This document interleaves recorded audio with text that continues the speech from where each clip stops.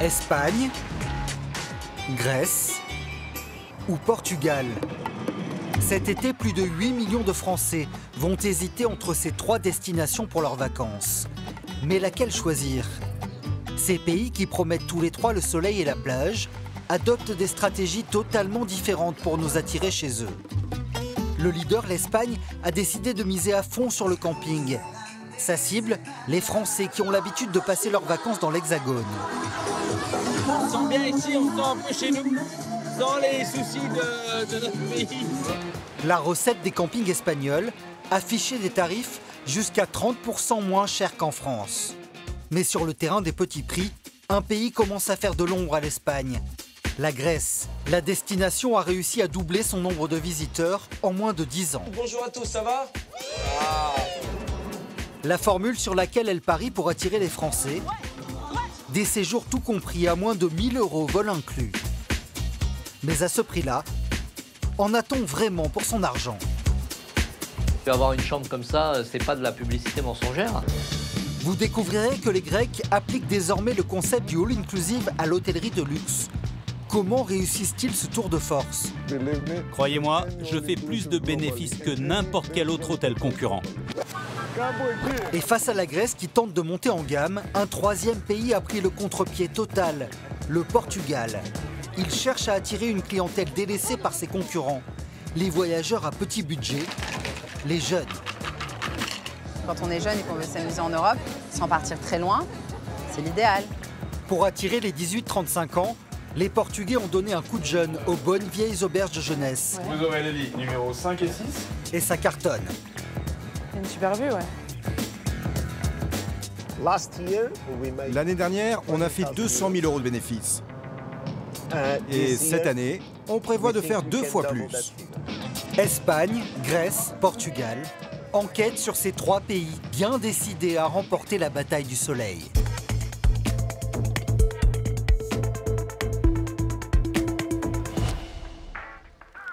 L'Espagne.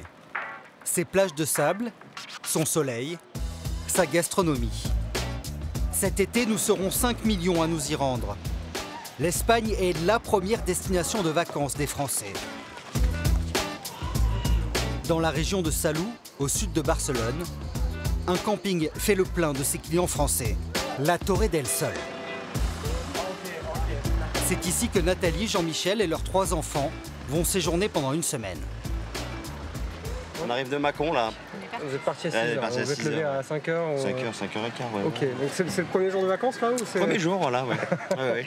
Et pourquoi vous avez choisi l'Espagne alors? Chercher un peu la chaleur, le soleil. C'est la première fois en 20 ans que Jean-Michel et sa femme ne passent pas leurs vacances en France. Et ce n'est pas seulement pour une question de météo. Vous pouvez vous garer là. S'ils sont venus en Espagne, c'est parce que le camping y est meilleur marché qu'en France. Ils ont loué un bungalow toilé, un modèle pas très connu.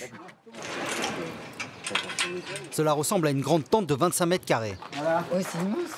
Une tente avec tout le confort moderne. Vous avez des lampes de chevet ici, chaque chambre, là-bas. 2 chambres et il y a surtout une salle de bain avec des WC. Un petit luxe pour une toile de tente. Ouais. Ah ouais, d'accord. Ok, d'accord.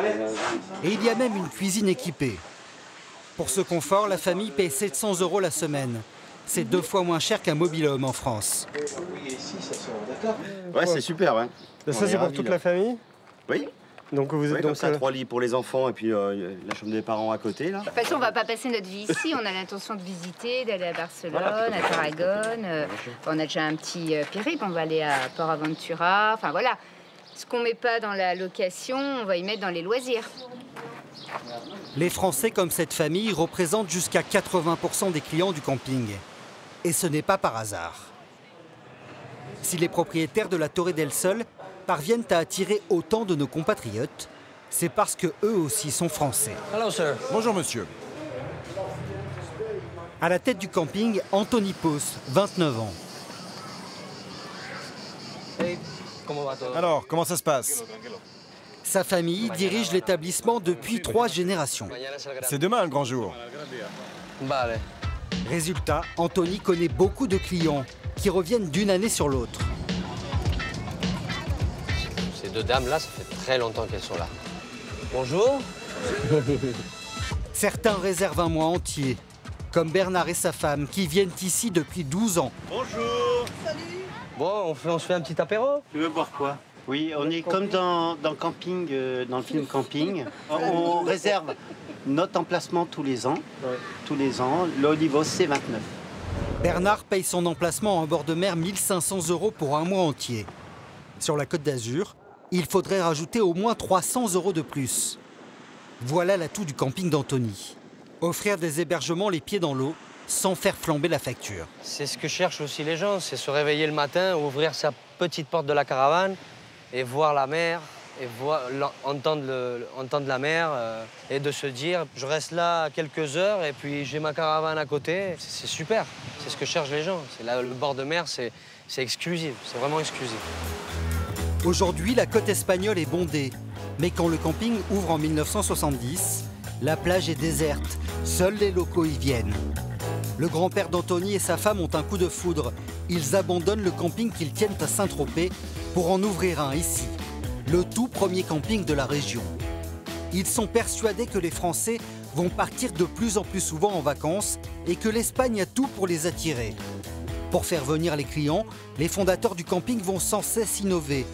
Ils sont par exemple parmi les premiers à construire les piscines lagons, aux formes arrondies. Et encore aujourd'hui, le grand-père d'Antony continue d'imaginer des nouveaux concepts, comme ce brumisateur géant qu'il a fait bricoler. Voilà, c'est mon grand-père, il a toujours des petites idées comme ça. Et puis vu qu'on lui dit à tout oui, on le fait. Après, on a des bons résultats. Le camping fait aujourd'hui 4 millions € de chiffre d'affaires.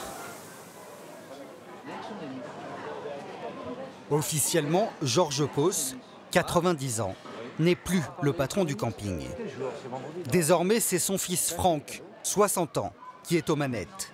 En attendant qu'Antony et sa sœur Vanessa prennent la relève. Mais le grand-père garde toujours un œil sur le business, car c'est lui qui a trouvé le cocktail magique qui plaît tant aux Français. De l'exotisme, du dépaysement, sans pour autant perdre ses racines. C'est ça le paradoxe. Mais c'est ce que recherche, en définitive, le touriste. Bien sûr, changer, on aime changer. Les vacances, c'est changer d'horizon, mais ne pas être perdu et isolé. Pour cela, il a veillé à supprimer l'obstacle principal qui dissuade certains Français de partir à l'étranger. La barrière de la langue. Moi, j'aimerais bien dire une chose. Ainsi, toutes les animations proposées par le camping se font en français. N'oubliez pas qu'aujourd'hui, nous avons la pool party, ok? Il va falloir danser les clubs dance, jouer avec les clients, il y a les ballons, il y a des danses. Un animateur, c'est obligé de le faire parce que ça fait partie de l'ambiance. Alors quand Sergio, le responsable des activités, recrute ses saisonniers, il veille toujours à ce qu'ils soient francophones. Qui est français, les gars? Oui, donc il y en a pas mal. Hein. Il y en a pas mal. Qui parle français? Belge, francophone, oui. La plupart des animateurs, c'est français parce qu'ici, les ambiances, c'est avec les Français. Ils sont toujours partants dans toutes les fêtes que l'animation organise. Il y a une quinzaine de campings dans la région, mais celui-ci est le seul à proposer cette ambiance très franchouillarde.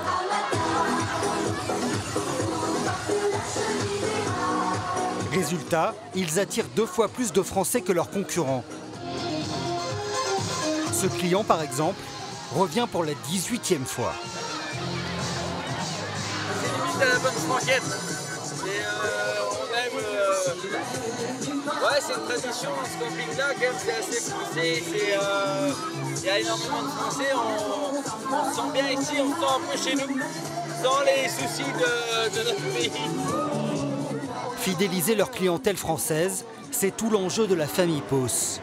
Et pour les inciter à revenir, Antony dispose d'une arme redoutable.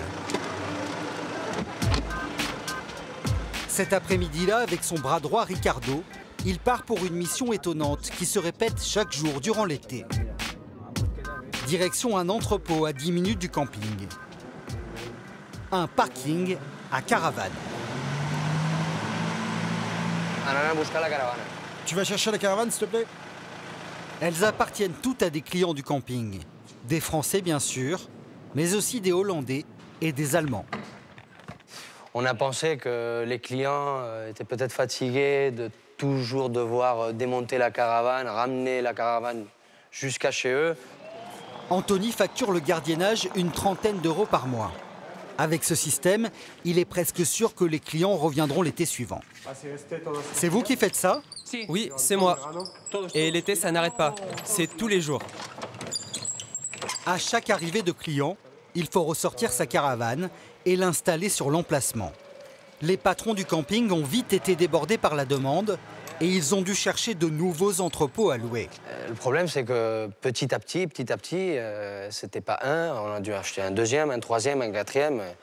On en est peut-être au 10e déjà.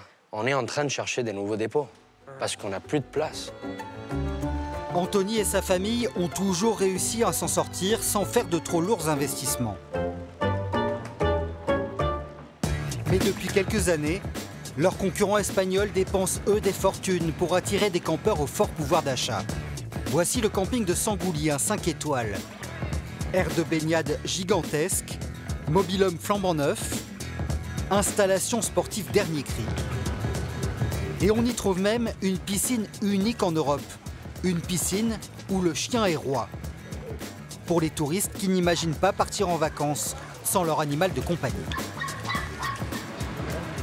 C'est la première fois que je vois un camping avec ce type d'installation.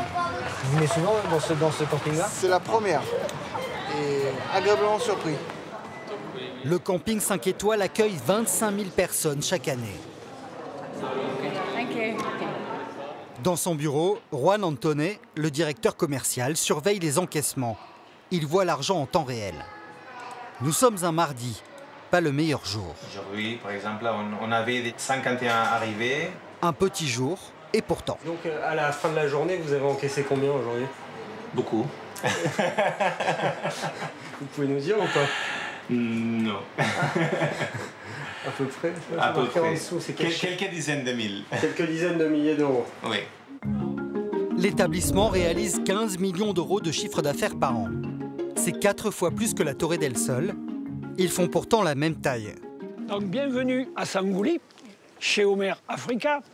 C'est ce camping de luxe que Bernard a déniché pour ses clients français. En Espagne, pour essayer d'abord de vous situer. Pour leur présenter l'établissement, ce prestataire en charge du marché tricolore les a conviés à un pot d'accueil dès le premier soir. Maintenant, on va passer au rafraîchissement. Mesdemoiselles. Merci, monsieur. Cette semaine-là, une cinquantaine de touristes français séjournent dans le camping. Des familles qui jusqu'ici louaient des mobil-homes en France. En Espagne, elles viennent chercher le beau temps. Ah ouais. Qu'il y a la route pas loin. Nous, ça fait 1 ou 2 ans qu'on va dans les Landes. Et on en a marre d'avoir de l'humidité, de la pluie. Ah, on y allait aussi. Et surtout, les tarifs sont très raisonnables pour un 5 étoiles. Les 2 semaines en mobil-home, 2500 €. Pour les 2 semaines ou par semaine? Les 2 semaines. Combien cette famille aurait-elle payé en France dans un camping de même standing? Si elle était partie dans les Landes, elle aurait déboursé au minimum 3 000 €, 20% de plus. Sur la Côte d'Azur, pour avoir du beau temps garanti, c'est 3 500 €, soit une hausse de 40%. Et si elle avait voulu aller en Corse, le tarif aurait explosé, 4 000 €, 60% plus cher.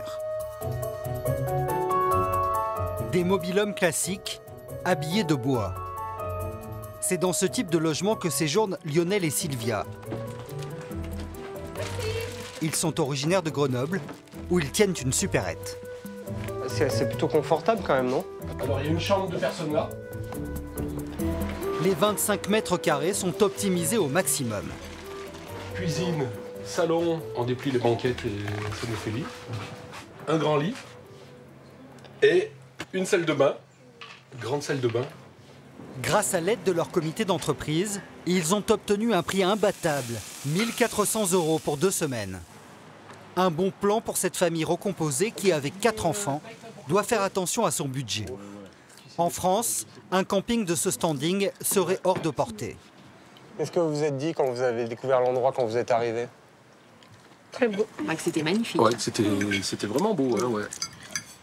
Nous, on a trouvé que c'était un des plus beaux campings qu'on ait fait. Ouais. Oui, maintenant, le camping, c'est vraiment luxueux maintenant. Cette montée en gamme, c'est une idée qu'a eue la famille propriétaire de ce camping, les Blasi, des Espagnols. Quand Xavi a succédé à son père à la tête de l'entreprise, il a décidé d'offrir des logements luxueux en plus des mobil-homes classiques pour conquérir une clientèle plus aisée.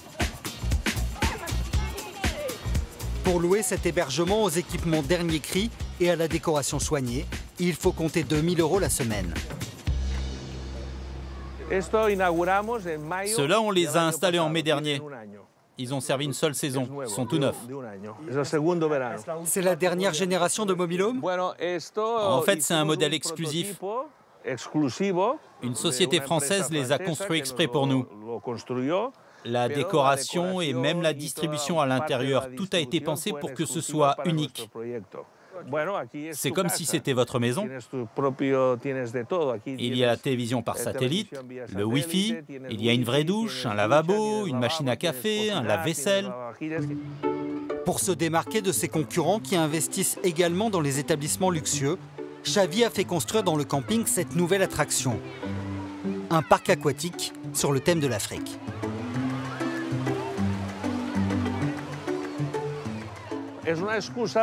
C'est vraiment un prétexte pour créer une atmosphère, une ambiance. C'est aussi une manière de donner aux clients des sensations et une expérience différente. Le coût de ces travaux pharaoniques, 20 millions €. C'est un risque calculé. C'est calculé parce qu'on a le recul, l'expérience de plusieurs années et la confiance des vacanciers. 70% de nos clients reviennent au moins une fois. Et puis on colle à la réalité du marché qui demande toujours et encore plus de bungalows, plus de choix dans les locations. Le propriétaire du camping compte sur sa nouvelle offre de gamme pour attirer les touristes français, mais aussi la clientèle étrangère qui fréquente habituellement nos campings. Ils viennent ici pour les prix, pour le soleil, mais aussi pour ce sens de la fête propre à l'Espagne.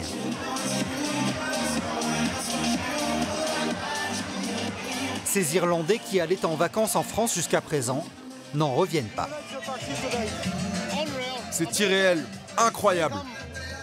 L'été dernier, on était encore en France. On était à, comment ça s'appelle? Biarritz? Biarritz, c'est ça. C'est incomparable. Moi, je réserve déjà pour l'année prochaine. On va revenir. L'année prochaine, on revient ici. Ce sont les meilleures vacances de toute ma vie. Grâce à sa stratégie de conquête tous azimuts, l'Espagne a réussi sa meilleure saison touristique l'an dernier, avec 83 millions de visiteurs. Mais aujourd'hui, un pays concurrent est bien déterminé à lui voler la vedette. Dans la bataille du soleil, il y a une autre destination qui a elle aussi tout pour plaire. Une eau à 28 degrés, un ensoleillement record et des tarifs abordables. Bienvenue en Grèce. L'année dernière, 35 millions de vacanciers sont venus découvrir Athènes et la vingtaine d'îles touristiques qui jalonnent la côte. Une prouesse pour un pays qui était au bord de la banqueroute il y a à peine 10 ans. Souvenez-vous, c'était en 2008. Des émeutes éclatent partout dans Athènes. La Grèce traverse la plus grave crise financière de son histoire. La grève générale est déclarée. La population doit faire de gros sacrifices. Et pour s'en sortir, le pays va beaucoup miser sur le tourisme. 10 ans plus tard, Paris gagnait. Le nombre de touristes a doublé et le secteur assure désormais un quart des revenus du pays. La formule magique de la Grèce, le all-inclusive, c'est-à-dire les vacances tout compris. Une offre qui progresse de 4% chaque année. Parmi les îles grecques à profiter de cet engouement, la Crète. Direction Hiera-Petra. L'Ostria Resort et Spa. Un hôtel-club 5 étoiles selon la classification grecque. 340 chambres, 3 restaurants et 4 piscines. Pour tous ceux qui veulent maîtriser leur budget vacances, la formule tout compris, c'est du pain béni. La famille Bourlard vient ici pour la première fois. Mallory, Jean-Charles et leurs 2 enfants sont originaires de la région parisienne. Tu sors mon numéro de passeport, s'il te plaît? Ça, c'est le bracelet pour la formule en ligne. D'accord. Pour les adultes et pour les enfants. Les enfants. Très bien. Le couple a payé lors de la réservation. Normalement, il n'aura plus à sortir son porte-monnaie pendant le séjour. À une condition. Bonjour, ça va? Bonjour. Hop, alors j'ai juste installé le petit bracelet. Ne pas enlever le précieux sésame que Pierre, le chef des animateurs, leur greffe au bras. Ça, c'est le bracelet pour l'all inclusive, c'est ce qui vous permet de manger et de boire dans les différents lieux, dans les différents hôtels, et ce qui vous permet de justifier que vous êtes en all inclusive. On va envoyer les valises directement chez vous. D'accord, super, merci. Après 20 ans de camping, ils ont eu envie de vacances 100% détente, sans cuisine ni vaisselle à faire. Jean-Charles est gendarme, Mallory assistante maternelle. À eux deux, ils gagnent 5 000 € par mois. Vous êtes jamais venu encore? Non, jamais, la première fois. Et vous êtes là pour une semaine, pour 15 jours? 15 jours. 15 jours. 15 jours pour consommer sans compter, dans un cadre très agréable. Je vous en prie, merci. Ils pensaient avoir une chambre. Sur le petit boîtier, voilà. Et vous poussez, vous êtes directement chez vous. Bienvenue chez vous. C'est en fait un petit appartement. Super. Donc c'était une chambre familiale que vous aviez, c'est ça? Vous avez une presque 50 mètres carrés. On va commencer par la chambre. La chambre est plus grande que notre salon, quoi. Et pour ne rien gâcher, waouh, une terrasse. Super. Super vue sur la piscine. C'est génial. On commence bien les vacances. Ouais. Jean-Charles et Mallory, les fans de camping, ont fait leurs calculs. Allez, c'est parti. Leurs 15 jours de vacances en Grèce leur reviennent à 6 200 € tout compris. Billets d'avion, hébergement, nourriture et animation. C'est 1 000 € de plus que ce que leur coûterait le camping. Pour la prestation qu'on espère, non, c'est un prix qui est justifié. C'est plus que ce qu'on met d'habitude. Mais bon. Cela peut paraître cher, mais vous allez voir qu'offrir un séjour tout compris à un tel tarif demande une gestion extrêmement rigoureuse. Comme tous les hôteliers grecs, Yorgos Tsarakis a dû serrer les coups au maximum pour faire face à la crise. Il est le propriétaire de l'établissement depuis plus de 20 ans. Et aujourd'hui, les années noires sont derrière lui. Bonjour Daphné. Rien de particulier cette nuit? Non, non, tout va bien. Aucun problème, nuit très calme. On attend des arrivées dans la matinée. Yorgos reçoit dans son établissement 30 000 clients chaque saison, dont 25 000 Français. Pour être compétitif face à ses concurrents espagnols, la semaine chez lui doit être facturée autour de 1 000 € par personne. Bonjour Maria, ça va? À cause de la crise, Yorgos a appris à faire des économies sur tous les postes de dépenses. Comme ici, au sous-sol, dans la blanchisserie. Ça bosse dur? Le long du mur, de gigantesques machines à laver nettoient sans discontinuer draps, serviettes et couettes. Des sèche-linges taille XXL tournent toute la journée. Une véritable usine.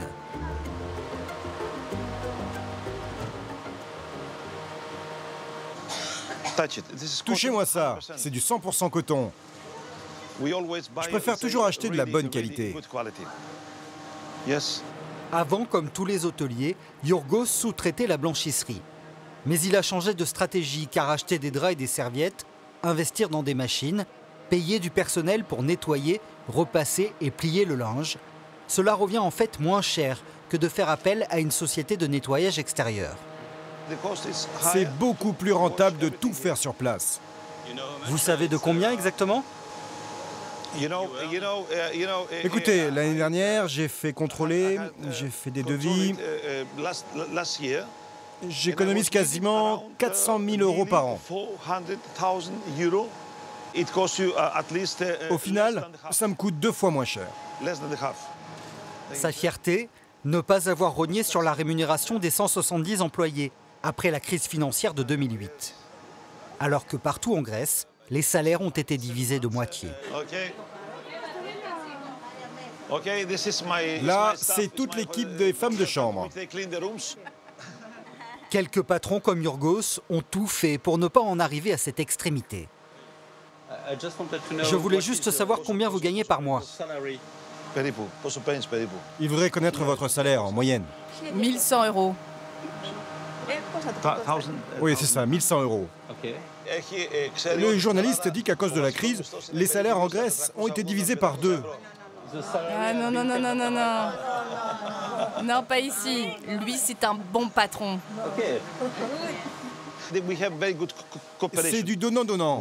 Moi, je sais que si j'ai besoin d'eux, s'il faut rester travailler 24 heures d'affilée ou même 48 heures non-stop, je sais qu'ils vont le faire.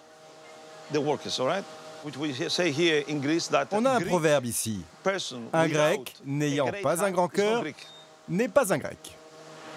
L'hôtelier a peut-être un grand cœur, mais il y a un budget qu'il doit surveiller comme le lait sur le feu, car il peut très vite déraper. La nourriture, le deuxième poste de dépense de l'hôtel club. Oh, c'est meilleur ici. Hein. Oh là, fait du bien. Les clients comme Jean-Charles et Mallory sont exigeants sur les repas. Ils veulent avoir le choix. Ici, ils sont servis. Près de 10 entrées sont proposées. Bon, ce qu'on va prendre. Aujourd'hui, pour le plat principal, ce sera poisson, grillade ou encore une pizza à la sauce crétoise. Pour Jean-Charles et Mallory, cela change franchement du camping. Là au moins, il y a tout sous la main, on n'a rien à faire, rien à penser. On arrive de la piscine ou de la plage, et ben on n'a plus qu'à manger tranquillement. Les pieds sous la table. Voilà, tout à fait. Jean-Charles est aux anges. Pour une fois, ce n'est pas lui qui est de corvée. Attends, il faut que je prenne des légumes. Celui qui a la lourde tâche de cuisiner pour les 1000 clients qui défilent ici, c'est Manos Kokolakis. Il cuit tout à la minute sur de grands grilles. Ça fait du spectacle en salle, mais surtout, il jette moins de nourriture à la poubelle. Pour Manos, c'est essentiel, car il a un budget nourriture ultra serré à respecter. Oui, il existe un coût nourriture par personne. Il est d'un peu plus de 11 € par jour et par personne. Par jour? Pour 3 repas? Oui, pour les 3 repas. Petit déjeuner, déjeuner et dîner. 11 € pour les 3 repas, auxquels il faut ajouter le goûter, comme les glaces, environ 2 €. Et il y a aussi des boissons. Un vacancier en consomme pour 6 € par jour. Au total, l'hôtel dépense donc 19 € quotidiennement en nourriture et en boissons. Ça va, chef? Pour Yorgos, la note est salée. Mais il ne veut rogner ni sur la quantité, ni sur la qualité. Vous en passez combien de kilos? Des kilos? Ici, on parle en tonnes. Chaque saison, Yorgos dépense pour 2 millions d'euros de nourriture et de boissons. Alors, comme tous ses concurrents, l'hôtelier grec a des astuces pour réduire les dépenses. Comme proposer la moitié du temps du porc dans ses menus. Une viande 2 à 3 fois moins chère que le bœuf et l'agneau. Ses équipes sont sans cesse à l'affût des meilleurs tarifs. Il paraît que vous préférez faire vos courses le vendredi, c'est vrai? Ben oui, c'est normal. Pourquoi s'en priver? Le vendredi, on trouve des tarifs 15 à 20% moins chers. Les mêmes produits. C'est la même qualité? C'est la même qualité. Je vous le dis. Le marché ferme le week-end et ils veulent rouvrir avec des produits tout frais le lundi. Comme les légumes, par exemple, d'accord? Mais moi, je m'en moque. Ce que j'achète le vendredi, je le sers à mes clients le samedi, le dimanche et le lundi. Parce que vous êtes ouvert tout le temps. Eh oui, c'est ça. Ces promos du vendredi lui permettraient d'économiser plus de 150 000 € par saison, sans rogner sur la qualité.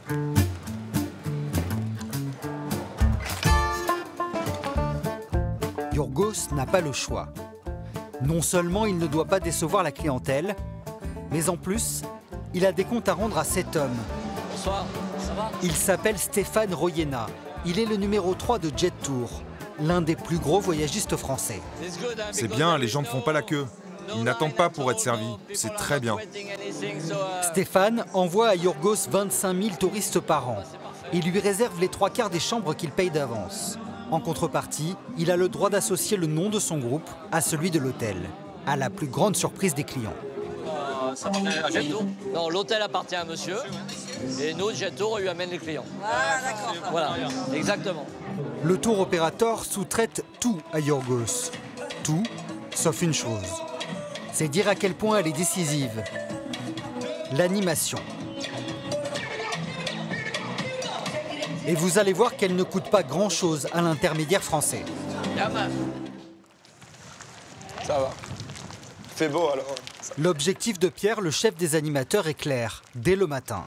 Ça va, elle est chaude l'eau? Ça va? Bonne journée à vous.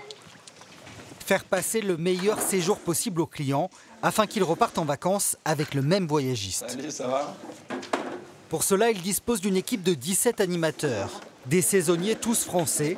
Ils sont logés, nourris, blanchis et payés au SMIC français. Marion, tu feras la gym douce et aujourd'hui c'est cuisse abdos fessiers. Brenda, je t'ai mis sur la pétanque. Augusta, je t'ai mis sur le foot. Les animateurs doivent impressionner dès l'arrivée des vacanciers, car tout se joue au début de leur séjour. Ils ont 48 heures pour se mettre dans la poche des touristes qu'ils ne connaissent pas et qui restent souvent une semaine seulement. Toutes les semaines sont différentes plus ou moins, ou plutôt tous les mois sont différents. Donc à nous de trouver un petit peu les ambiances. Et les trouver comment les vacanciers là? Là ça va, il y a beaucoup de monde la journée. Le soir, à notre surprise, il y a un petit peu moins de monde. Alors peut-être qu'il y a un peu plus de familles, de jeunes enfants, donc du coup le soir il reste un petit peu moins le soir. Il faut très vite briser la glace. Pierre fait ami-ami avec les clients. Bonjour, bonjour. Ça va, messieurs, dames? Ça va très bien. La vacances se passe bien? Super. Si vous voulez, il y a le cours de cuisine aujourd'hui à 11h. Ok. Et ouais, il y a la balade à Paplinou. Aujourd'hui, on le fait à 17h. Ouais. Ça va bien? Ça va bien. Ça roule? Ça roule. Bah, ça ne peut Et beau? en vacances avec le beau temps. Bonjour. Le chef des animateurs bat le rappel afin que les activités de la journée affichent complet. Si tu veux venir, il y a les Olympiades sportifs à midi dans l'eau. Ah oui. Si tu veux venir sport un peu. Ok, ça marche. Mais il y a une activité où il n'a pas besoin de faire beaucoup d'efforts pour rameuter les vacanciers. Il faut juste tomber le t-shirt. Mallory ne peut résister au cours d'aquabiking. Il a l'air à fond en plus ce prof là, donc on va voir ce que ça va donner. La discipline est à la mode en France. Alors le tour opérateur n'a pas hésité à acheter une dizaine de vélos à 700 € pièce. Yes. Ah, Stéphane, alors, ça va Stéphane? Et c'est parti. On accélère un peu plus. Ce genre de cours coûte en général 30 € la séance. Mais ici, c'est gratuit. Et j'accélère, c'est parti. L'aquabike fait partie de l'offre all-inclusive. Les clientes comme Mallory en profitent. C'est le genre de choses qu'elle n'a pas le temps de faire pendant l'année. J'ai soif.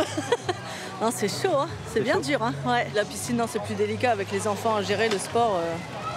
Là, non, ça permet de ne pas s'ennuyer, de faire des choses qu'on n'a pas l'habitude de faire. C'est bien. Plutôt que d'être toute la journée sur le transat, là, on enchaîne.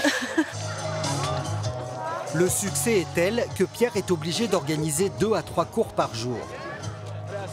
L'aquabike permettrait aux voyagistes français de se distinguer de la concurrence. Souvent les gens maintenant c'est ce qu'ils regardent en fait quand ils réservent un petit peu un club de vacances. Souvent ils regardent la partie hôtelière s'il y a une salle de sport, ce qu'il y a comme sport phare. Nous on a la chance du coup d'avoir comme sport phare ici sur le club des cours d'aquabiking. C'est plein quasiment tout le temps, ouais, tout le temps. Et dès qu'il y a une personne qui vient pas, tout le monde se jette dessus. Il y a vraiment du monde tout le temps. Mais le sport n'est pas toujours fédérateur. Alors pour être sûr de mettre une bonne ambiance dès le premier jour, Pierre a un truc qui marche à tous les coups. DJ, on va mettre le petit générique. Attention, dans 15 secondes, on est parti. Let's go. Le fameux jeu de l'apéro. Fini le bon vieux quiz, place à des jeux plus modernes, plus connus. Comme ce Danse avec ton animateur. Le couple numéro 3 ce soir, nous avons Lucas en compagnie de Caroline. Les animateurs invitent tous un touriste à danser sur la piste. Un couple est éliminé à la fin de chaque danse. s'en aller dans les îles pour la première musique. Et dans les îles, on danse le zouk. C'est parti, DJ. Ce genre d'événement ne coûte rien à organiser, en dehors des salaires des 17 saisonniers. Pour Stéphane Royena, le directeur de tous les villages clubs du tour opérateur français, le budget animation revient à seulement 3% du coût du séjour, soit 30 € sur une semaine facturée 1 000 €. Dans le catalogue, on leur vend 7 nuits, 3 repas par jour. On leur vend des choses très concrètes. Et nous, on est la valeur ajoutée. Cette valeur ajoutée va faire qu'ils vont être fidèles à notre marque. Voilà. On a 48 heures pour les séduire, on a 48 heures pour les gagner. C'est pas le dernier jour, on va mettre le paquet la veille du départ pour que ça gagne. Grâce à cette ambiance, qui ferait toute la différence, le tour opérateur français parvient à fidéliser 1 client sur 2. Mais ces animations gratuites ne suffisent pas pour se démarquer de la concurrence. L'Hôtel Club doit également proposer des activités plus spectaculaires, à sensation. Mais pour ça, il faut mettre la main à la poche.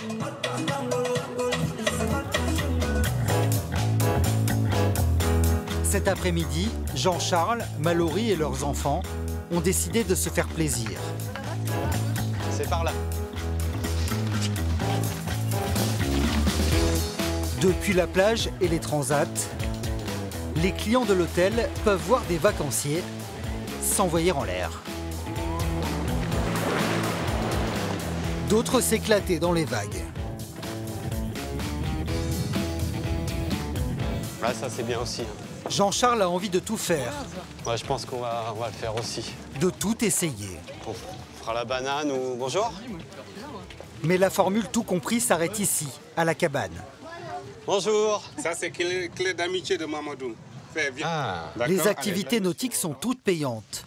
Et à 4, le tour en jet ski, ça chiffre très vite.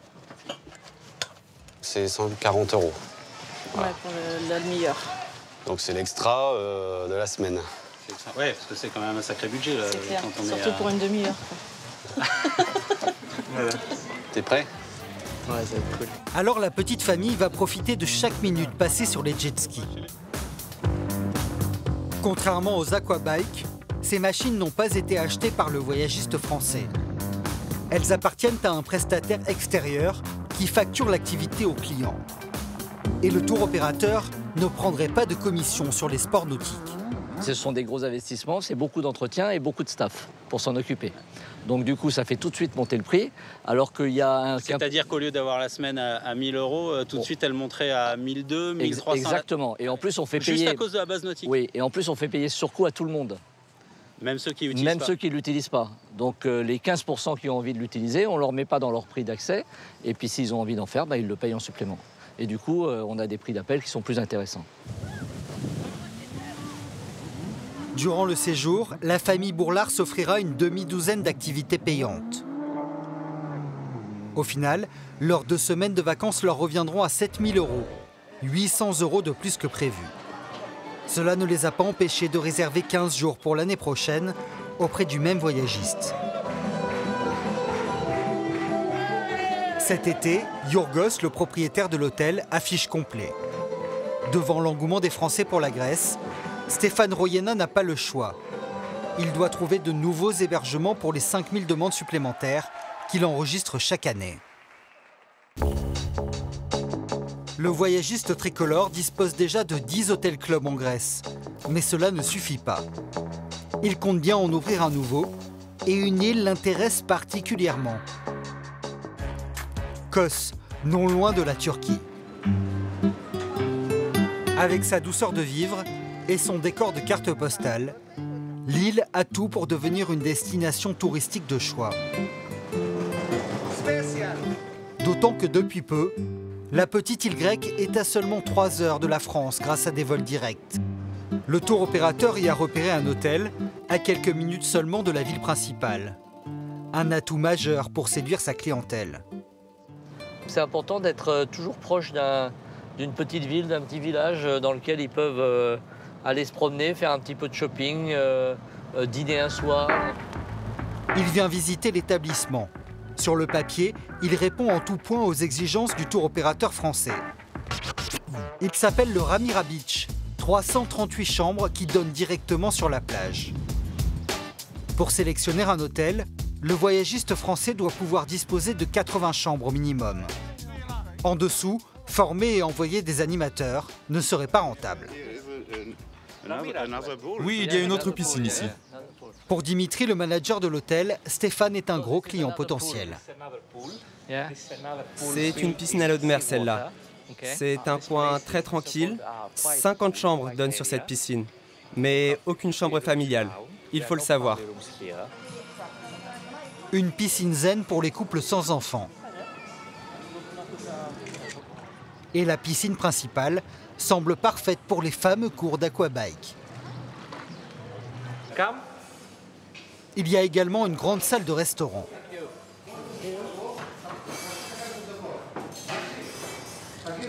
Il reste un dernier critère, le plus important pour les clients. Il faut que les chambres soient à la hauteur. Tant pis si le style est un peu vieillot. Stéphane craque pour la vue. Nos clients, ils payent pour ça, ça c'est juste magnifique, quoi. Ça, c'est le genre de photos qui marche bien sur les sites internet, sur les brochures du club ou... Bah oui, c'est... Bah, on met ça en avant parce qu'avoir une chambre comme ça, c'est pas de la publicité mensongère. On est dans la chambre et on voit bien ce qu'on voit, quoi. On est sur le jardin qui est magnifiquement entretenu. On a une plage qui fait 350 mètres de long. On est juste devant. On a la Turquie en face. Donc c'est les vacances. Ça, c'est les vacances. Des clients viendront-ils admirer la vue sur Bodrum l'été prochain?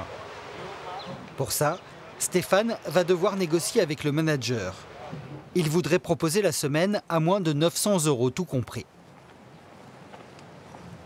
C'est comme dans n'importe quel business. En fait, on a une négo, on va partir d'un prix, on va regarder ce qu'on met dedans, on va rajouter et puis on va trouver un arrangement. Pour essayer de décrocher le tarif le plus bas possible. Okay.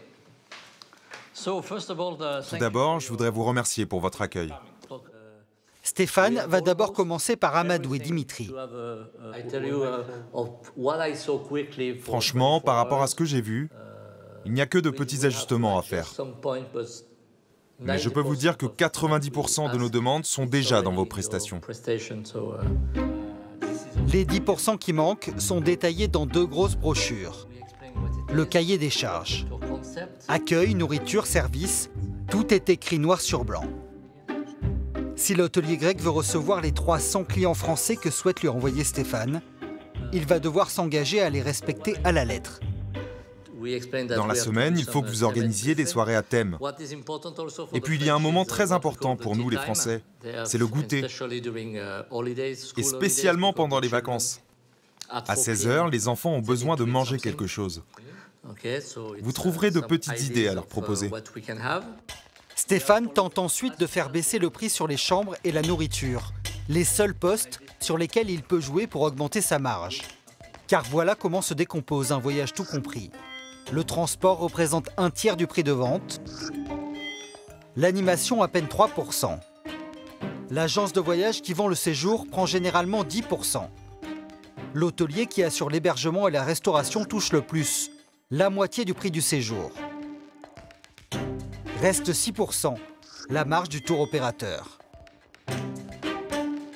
Si Stéphane arrive à négocier à la baisse avec l'hôtelier, il augmentera donc automatiquement sa marge. On va commencer à parler un peu chiffres, donc là on va pas pouvoir... On n'est pas les bienvenus alors C'est-à-dire sur les chiffres, il y a quand même un petit peu de confidentialité, donc on va pas pouvoir rester tous ensemble. On est quand même très transparent, mais il y a des choses qu'on doit un petit peu garder entre nous, quoi. La négociation va durer une demi-heure. Ils vont s'entendre sur le nombre de chambres. D'accord pour 80. Mais pour le prix, rien n'est fait. C'était très agréable d'échanger avec vous. Je reviens vers vous dans quelques jours. Vous avez le sourire, c'est bon? C'est pas complètement fini. Tout ce que je lui ai donné, il va falloir qu'il le chiffre. Parce que nous, on demande pour nos clients des prestations supplémentaires, un cocktail jet tour, des prestations supplémentaires pour les enfants. Donc ça, il doit l'étudier, le lister, le chiffrer et l'intégrer à son prix. C'est pour ça qu'on, pour l'instant, on n'est pas tout à fait en phase sur le prix. Il faut qu'il étudie ce que je lui ai demandé. Ils finiront par se mettre d'accord un mois plus tard. Stéphane a rempli son objectif, offrir un prix d'appel à 880 € la semaine. En Grèce, les séjours tout compris sont en train de devenir la norme. Et un homme a fait un pari très audacieux, appliquer le concept du all-inclusive à l'hôtellerie de luxe. Son dernier terrain de jeu, l'île de Corfou. 100 000 habitants à l'année, 1,5 million de touristes l'été. Sa douceur de vivre, son climat tempéré et ses plages de sable blanc font de cette île une destination prisée des vacanciers européens depuis plus d'un siècle. C'est au large de l'île que nous retrouvons Andreas Andreadis, un magnat de l'hôtellerie qui a inventé le all-inclusive de luxe. Vous savez que c'est ici que se trouvait le Club Med avant. Comme un clin d'œil, c'est à quelques mètres de là qu'Andreas Andreadis vient d'ouvrir le dernier fleuron de sa marque, Icos Dacia. Un complexe ultra chic, dont la construction a coûté plus de 110 millions d'euros. Andreas compte rentabiliser son investissement en vendant uniquement des séjours en all-inclusive. Dans l'univers du luxe, personne n'avait osé avant lui.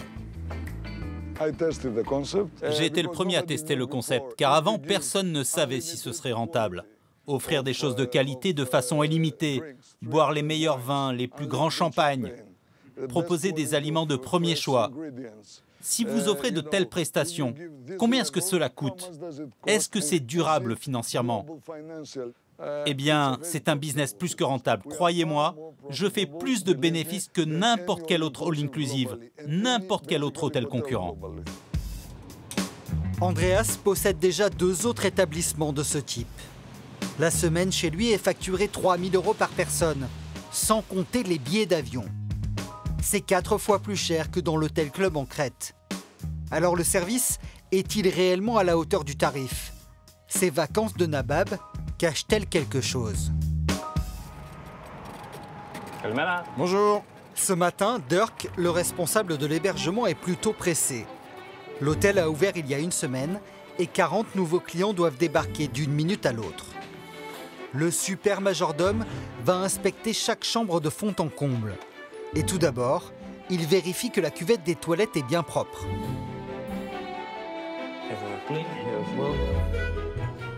Que la poussière a été faite dans les moindres recoins. Je regarde si ça marche. Que la télé fonctionne. Que les lampes s'allument correctement. Dirk doit éviter coûte que coûte le coup de fil du client qui appelle la réception pour se plaindre dès le premier jour. Et dans cette suite, justement, un petit détail cloche. Vous enregistrez là? Parce que c'est gênant, il manque les dessous de tasse. Le temps passé ici pour nos clients est très précieux. Ça doit rester un moment relaxant, sans contrainte. Nos clients travaillent dur toute l'année. Souvent, ils n'ont pas le temps de profiter de leur famille ou même de les voir. Alors, quand ils sont ici, le temps doit être consacré à la famille, aux vacances. Leur séjour doit être parfait. Les vacances n'ont pas encore commencé en France. L'hôtel est occupé par une majorité d'Anglais. Ils ne vont pas tarder. Assurez-vous que chaque client ait une lingette, un cocktail de bienvenue et tout ce qui va avec, comme d'habitude. Le luxe commence une fois la porte de l'hôtel franchie, par des attentions qui donnent le sentiment d'être des clients privilégiés. Si vous voulez une petite serviette pour vous rafraîchir, je vous en prie. Et en attendant de recevoir la clé de la chambre, une coupe de champagne est offerte au salon. Est-ce que je peux poser vos bagages ici? Installez-vous confortablement. Mes collègues arrivent tout de suite pour le check-in. Ces clients anglais ont découvert le concept du all-inclusive de luxe il y a 2 ans. Et depuis, ils sont devenus accros. Et nous avons une zone réservée aux enfants qui se trouve ici, en face du bâtiment principal, côté mer. Avec ce niveau de standing, vous n'avez rien à demander, ils sont toujours aux petits soins pour vous. C'est vraiment très appréciable et relaxant quand on a des enfants. Et en plus, le séjour de leur petite fille est gratuit. Au total, la semaine en formule all-inclusive revient à 3 000 € pour le couple, plus 1 000 € pour les billets d'avion. Ah, vraiment très joli. Tu aimes, ma chérie? Un tarif élevé qui s'explique par la qualité des installations et des équipements, mais surtout par d'importants frais de personnel. Dans le monde du luxe, les clients aiment être choyés. Alors pour répondre au moindre de leurs désirs, l'hôtel a embauché 700 employés, presque un salarié par touriste. C'est 5 fois plus que dans l'hôtel en Crète. Et le garant d'un service sans fausse note, c'est lui, Stéphanos. Chemise blanche impeccable, pantalon repassé le matin même et souliers cirés en toutes circonstances. Le directeur est à l'image de ses transats et de ses parasols fièrement dressés sur 600 mètres de long. Tout va bien pour vous? Là, on y est. Tout est parfait. Le secret, c'est de vérifier que tout est bien aligné. Les transats, par exemple. Et vous voyez, on est à la mi-journée et tout est parfait.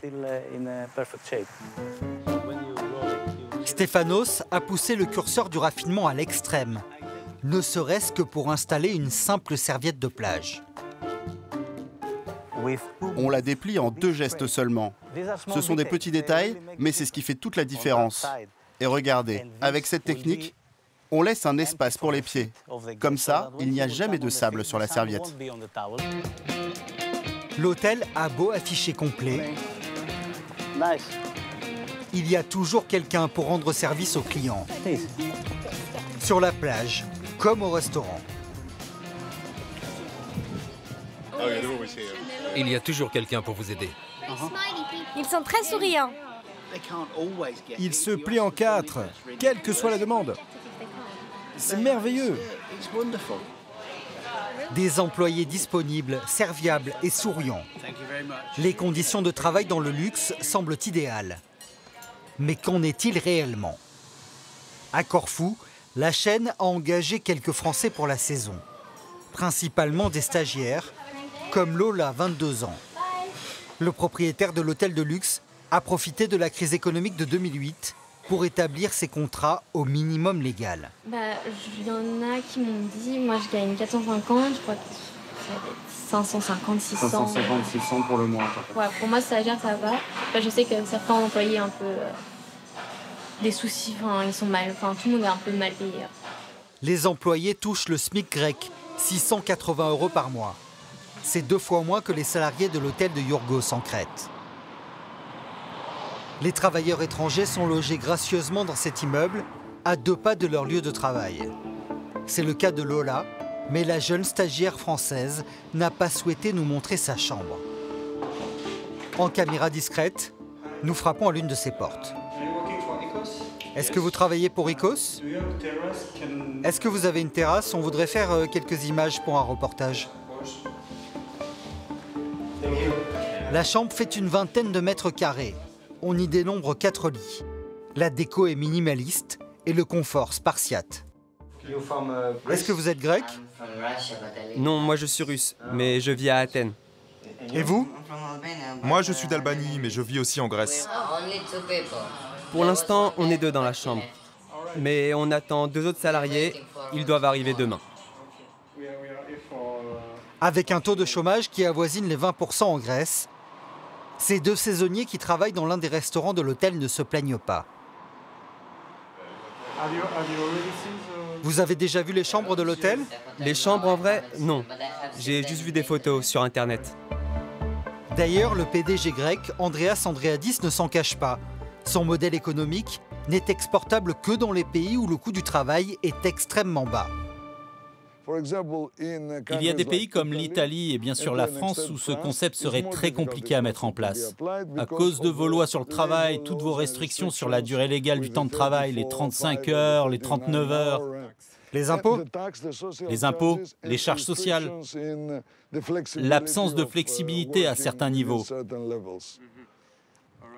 En résumé, je peux ouvrir dans plein d'endroits sur Terre, mais pas partout non plus.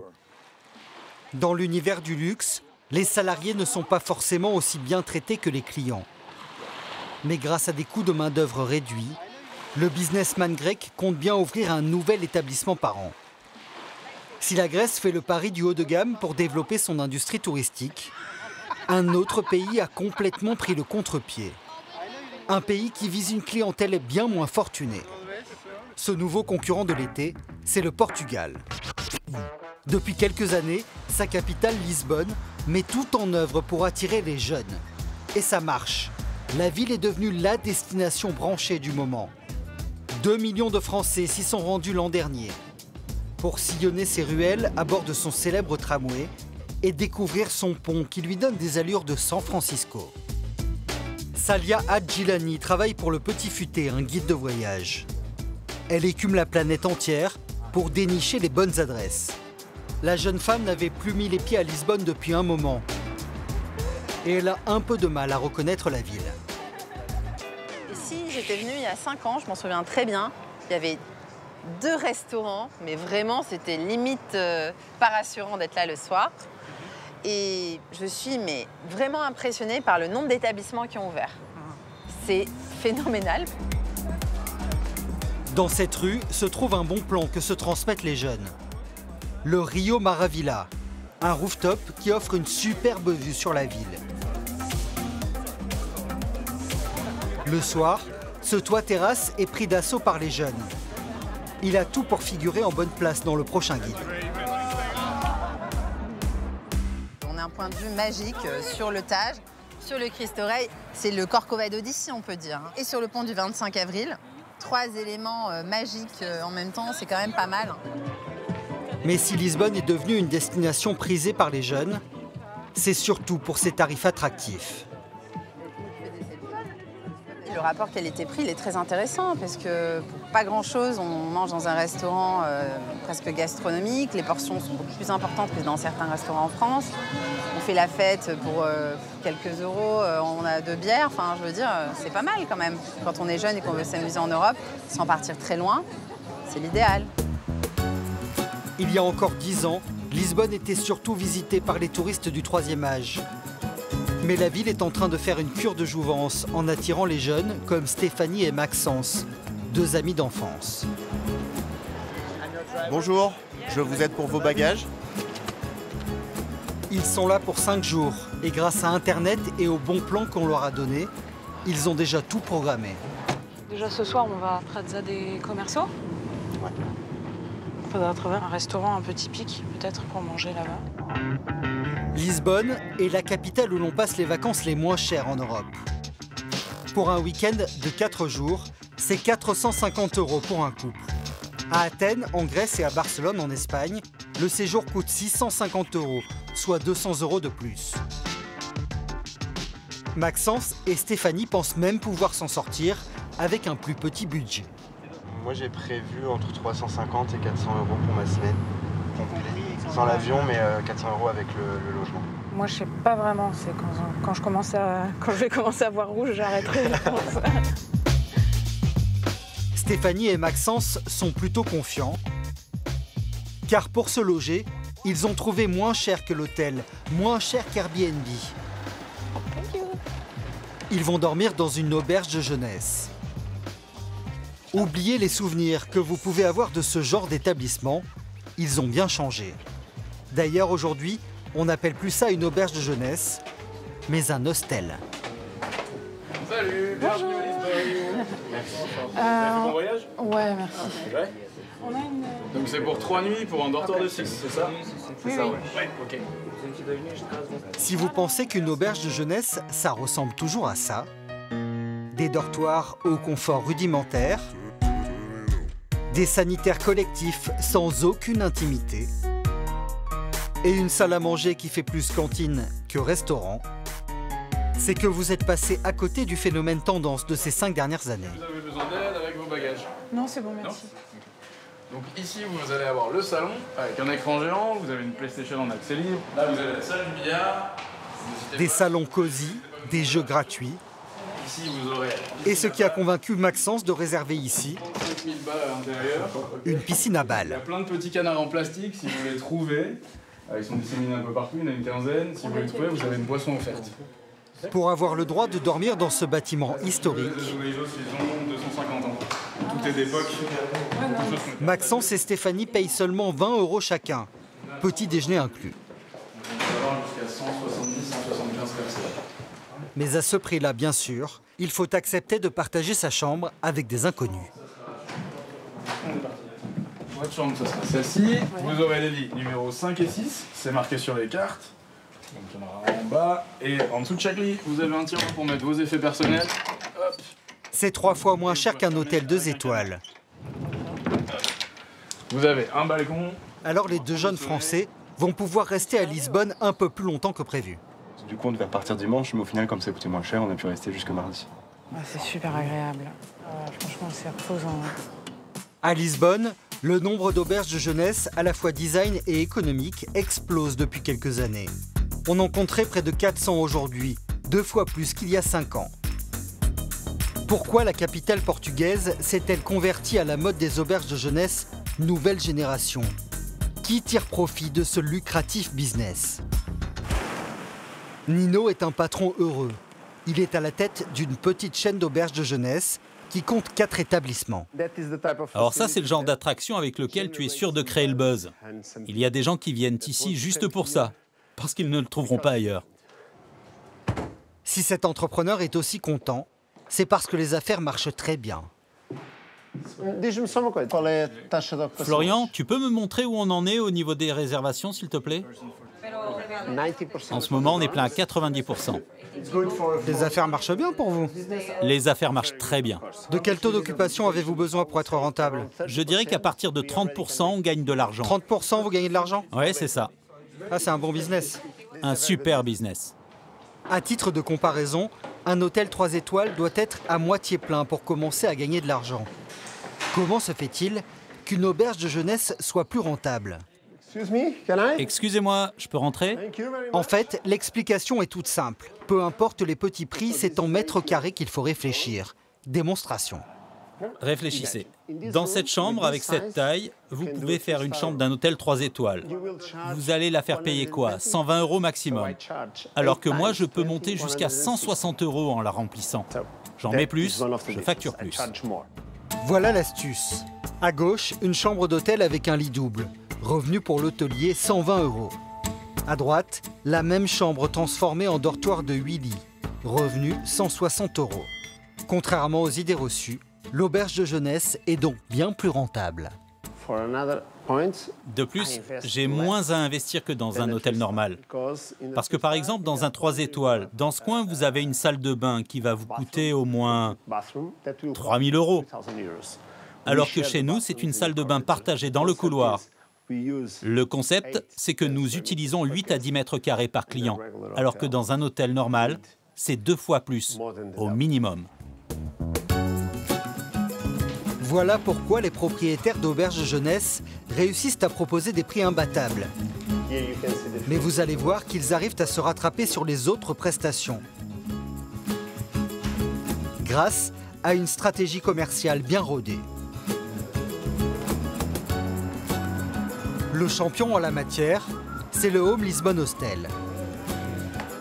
L'endroit a été élu meilleure auberge de l'année. Et pas seulement grâce à sa déco soignée et à ses tarifs attractifs. 14 € la nuit par personne. L'établissement a un autre atout. On a du monde ce soir? Il y a du monde ce soir, ouais. Combien de réservations? À peu près une vingtaine de personnes. Si l'on vient ici du monde entier, c'est pour la cuisine de la mama. La maman du patron de l'auberge de jeunesse. 5 soirs par semaine, elle prépare elle-même le dîner pour les clients. Ça, c'est la soupe aux oignons. C'est du canard, riz au canard. Et ça, c'est le dessert au café. Ouais. Ce sont uniquement des plats faits maison, afin d'être le moins cher possible. C'est une auberge avec vraiment une maman ici qui reçoit les gens qui arrivent. J'essaye de faire presque tous les jours de la cuisine portugaise, comme on faisait chez moi avec ma famille. Et je crois que les gens aiment ça. Les dîners de la Mama de Lisbonne sont dans tous les guides touristiques. Autour de la table, ils viennent des 4 coins du monde. Même les gens qui voyagent seuls, comme Carole, une Française, connaissent cette adresse et son menu. Plat, entrée, dessert, à petit prix. On paye le soir avant de dîner. En fait. C'est 10 €, mais les boissons sont gratuites et après on peut se resservir tant qu'on veut. Il y a l'entrée, plat, dessert, donc ça va, c'est pas mal. Maman, elle cuisine bien. Ouais, c'est pas quelque chose qu'on peut retrouver chez soi. Pour l'auberge de jeunesse, c'est 200 € de recettes en plus ce soir-là, l'équivalent de 15 lits. Avec ses soirées conviviales, la Mama a trouvé une formule gagnante pour tout le monde. Dans son hôtel, on ne peut pas parler avec tout le monde comme on fait ici. Ici, on fait des amis. On a déjà plusieurs couples qui se sont connus ici, qui se sont mariés plus tard. C'est formidable. Les propriétaires arrivent non seulement à vendre des petits plus à l'intérieur de leur auberge, mais également à l'extérieur. Ils parviennent à facturer à leurs clients une visite guidée un peu spéciale, la tournée des bars. Une activité pour laquelle les jeunes ne payent pas de guide en temps normal. Il y a beaucoup de monde dans la ville ce soir. Alors, je vous en prie, restez groupés là. C'est là-bas alors? Non, c'est par là, désolé. Leur guide ce soir-là s'appelle Laurence. Le jour, elle travaille au restaurant de l'auberge et le soir, elle promène les touristes dans les bars de Lisbonne. Et toi, tu viens d'où? J'ai grandi à New York, mais j'habite à Miami maintenant. Miami, waouh! La virée coûte 15 € par personne. Un verre est offert dans chaque bar. Les autres boissons consommées sont facturées en plus. L'avantage, c'est que Laurence connaît Lisbonne comme sa poche et peut donc emmener les touristes hors des sentiers battus.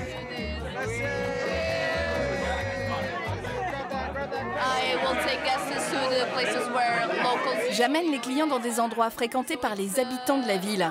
C'est pour ça que c'est pas une tournée des bars classiques. C'est plus intime. Un bon moyen de faire connaissance avec le vrai Lisbonne. Toutes les grandes villes touristiques en Europe qui veulent attirer les jeunes organisent aujourd'hui cette activité payante, appelée pub crawl. Ça, c'est sympa pour justement rencontrer des gens, parler avec des personnes et voir comment ça passe la vie locale du pays. C'est pas juste boire et se bourrer la gueule, c'est vraiment c'est social en fait. Bilan de la soirée, ces clients qui auraient dû dépenser seulement 14 € à l'auberge de jeunesse ont rapporté 39 €, presque 3 fois plus. Finalement, cette clientèle jeune qui intéresse un peu moins les Grecs et les Espagnols s'avère bien plus profitable qu'il n'y paraît. Nous retrouvons Nino, le propriétaire de l'auberge de jeunesse qui possède une piscine à balles. Après avoir tenté sa chance au Brésil, il est revenu chez lui à Lisbonne il y a 4 ans. Aujourd'hui, il est à la tête de 4 auberges de jeunesse. L'année dernière, on a fait 200 000 € de bénéfices. Cette année, on pense qu'on peut faire 2 fois mieux. C'est super. On prévoit d'ouvrir plusieurs auberges. Si tout se passe bien, on aura 1200 lits dans les 5 années qui viennent. Les projets d'ouverture s'enchaînent. Le dernier en date se trouve à 50 km au nord de la ville. Ericeira, une station balnéaire aux longues plages de sable et aux célèbres vagues. Car la cible de Nino, ce sont eux, les surfeurs. Une population attirée par l'océan démonté. Ils arrivent de toute l'Europe pour braver les vagues. C'est là, à quelques centaines de mètres de la plage, que Nino va ouvrir son nouvel établissement. Il garde la même recette, décoration soignée, lits superposés, mais à la sauce surfeur. Vous avez l'air de bien avancer. Salut, ça va? Nino a investi 250 000 € dans cette affaire. D'accord, on est un peu en dehors de la ville, mais on offre probablement les meilleurs équipements. On a un barbecue, on a une piscine et on est surtout à 500 mètres de la plage. Cuisine équipée pour se faire à manger, Internet gratuit. Nino propose une multitude de services pour donner envie de venir dans son hostel. On a des planches de paddle à louer. Mais si vous voulez venir avec votre propre planche, c'est possible. On propose des tours en combi Volkswagen, des cours de yoga gratuits. C'est vraiment une autre approche. Des choses qu'on veut proposer jour après jour à nos clients. La majorité des activités sera tout de même payante. De quoi compenser largement le tarif de la nuit, le même qu'à Lisbonne, 20 €. Comme dans son autre auberge, il suffira à Nino d'être rempli à 30% pour être rentable. On va gagner de l'argent 8 mois par an. Et le reste, l'hiver, on perdra de l'argent. Mais au final, on s'y retrouvera. Cette clientèle plutôt jeune symbolise bien la nouvelle vague du tourisme qui déferle sur le Portugal depuis 5 ans. Les moins de 30 ans représentent désormais plus d'un quart du chiffre d'affaires du tourisme. C'est le marché en pleine croissance auquel les habitants de Lisbonne doivent s'adapter. Partout dans la ville s'ouvrent des boutiques de mode, de déco, des cafés arty ou des galeries underground. Ou encore cet impressionnant restaurant géant, le Time Out Market. C'est aujourd'hui le lieu le plus fréquenté de Lisbonne avec 6000 visiteurs par jour. Dans cet immense hangar, des dizaines de kiosques avec chacun leur spécialité. De la gastronomie pour moins de 20 €. Le lieu a su s'adapter à la nouvelle façon de manger des jeunes. Chacun commande ce qu'il veut. Et ensuite, on se retrouve au milieu sur ces grandes tablées. Ce groupe de Niçois en vacances est totalement fan. C'est la 3e fois qu'ils viennent en 3 jours. Chacun partage ses plats, c'est sympa. C'est une amie qui nous l'a conseillé, qui est venue la semaine dernière et elle nous a dit qu'il faut absolument aller ici et on a bien fait d'écouter. Il y a des sushis, il y a de la viande, il y a du poisson, il y a du poulpe. Et maintenant on va passer aussi aux pâtisseries parce qu'ils ont l'air pas mal. Les restaurateurs portugais ont adapté leur offre à leur clientèle. Sur ce stand par exemple, du jambon et du fromage à tous les prix. Ils touchent ainsi les jeunes routards qui font attention à leur budget et les touristes plus aisés. En moyenne, ce commerçant fait 250 assiettes par repas. Tous les jours, j'ouvre à 10 h et je finis à minuit. Tous les jours. On doit être le magasin le plus populaire de toute la halle. Le business est fantastique. La gastronomie portugaise a tellement la cote auprès des touristes qu'on leur vend même des cours de cuisine. Ce jour-là, c'est une spécialité bien connue de Lisbonne. Vous prenez la pâte entre vos mains et vous formez une sorte de petit cylindre. Le cours dure 1 heure. Il coûte 25 € par personne. C'est l'occasion d'essayer d'en faire et pourquoi pas arriver à en refaire encore à la maison. Non, 25 € c'est correct. Non, ça va. Ouais, ça va. Mais ils nous ont pas encore appris à prononcer par contre. Non, c'est ça. Le Time Out Market voulait s'adresser à une clientèle jeune. Il a ratissé beaucoup plus large que prévu. L'année dernière, ce marché a réalisé un chiffre d'affaires de 10 millions d'euros. Une belle réussite à l'image du pays. Le tourisme pèse désormais plus de 7% de l'économie portugaise.